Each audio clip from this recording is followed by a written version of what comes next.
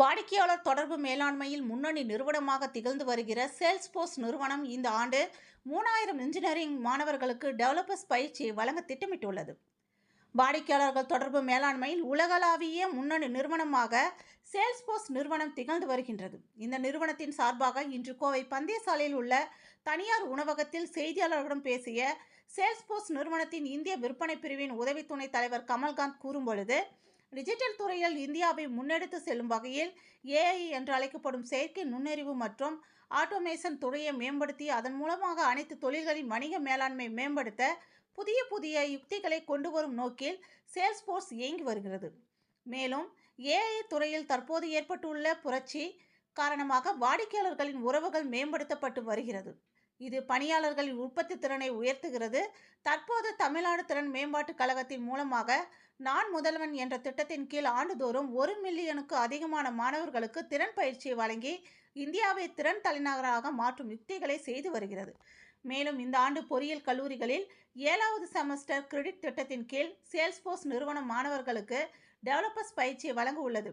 இதற்காக தமிழக அரசுடன் கைகோர்த்து செயல்பட உள்ளது. இதன் மூலமாக சுமார் 3000 இன்ஜினியரிங் மாணவர்களுக்கு டெவலப்பர்ஸ் பயிற்சி அளிக்க முன்வந்துள்ளது. கடந்த சில ஆண்டுகளாக இந்தியா முழுவதும் டிஜிட்டல் இந்தியா மூலமாக தொழில்நுட்ப திறன்களை மக்கள் பயன்படுத்த ஆரம்பித்துள்ளனர். இதன் ஒரு கட்டமாக வணிகங்களில் டிஜிட்டல் மாற்றத்தை ஏற்படுத்துவதன் மூலம் வாடிக்கையாளர்களுக்கு பல்வேறு சிறந்த அனுபவங்களை வழங்கும் என்றார்.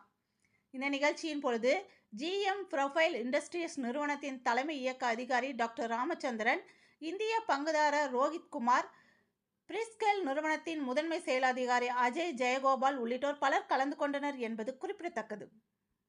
வணக்கம் கோவை, எல்லாருக்கும் நன்றி இங்கே வந்ததுக்கு. நான் Salesforce on behalf of Salesforce ரொம்ப சந்தோஷமாக இருக்குது இங்கே நீங்கள் எல்லோரும் வந்ததுக்கு. சேல்ஸ்ஃபோர்ஸ் வந்து ஒரு கஸ்டமர் என்கேஜ்மெண்ட் பிளாட்ஃபார்ம். நாங்கள் இந்தியாவில் 2005லேருந்து இருக்கோம். இன்றைக்கி 11,000 பேர் சேல்ஸ்ஃபோர்ஸில் இந்தியாவில் வேலை பார்க்குறாங்க. எங்கள் centre of excellence, sales teams எல்லாமே. இந்தியா வந்து எங்களுக்கு ரொம்ப இம்பார்ட்டண்ட்டான market and globally for Salesforce India வந்து fastest growing market. 35% year on year new growth business நடந்துட்டுருக்கு எங்களுக்கு வந்து. அண்ட் அதில் Coimbatore is one of our top 5 emerging markets. In fact, we are seeing great growth in Coimbatore.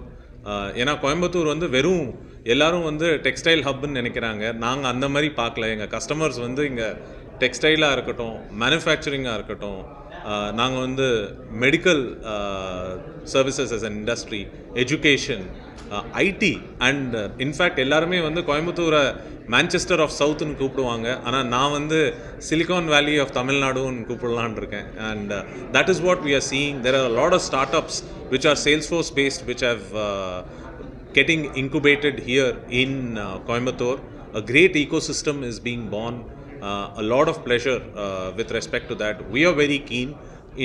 Salesforce will continue to invest in India and Coimbatore, and we would like to see the way this is growing and what it can contribute to Tamil Nadu's economy and overall Indian economy க்கு கோயம்புத்தூர் என்ன contribution கொடுக்குதோ. Because எல்லாமே கூடி வருது இல்லையா, ஒரு industry மட்டும் இல்லாமல் எல்லாமே கூடி வருது. டேலண்ட் ஹப் இங்கே 100 இன்ஜினியரிங் காலேஜஸ் இருக்குது.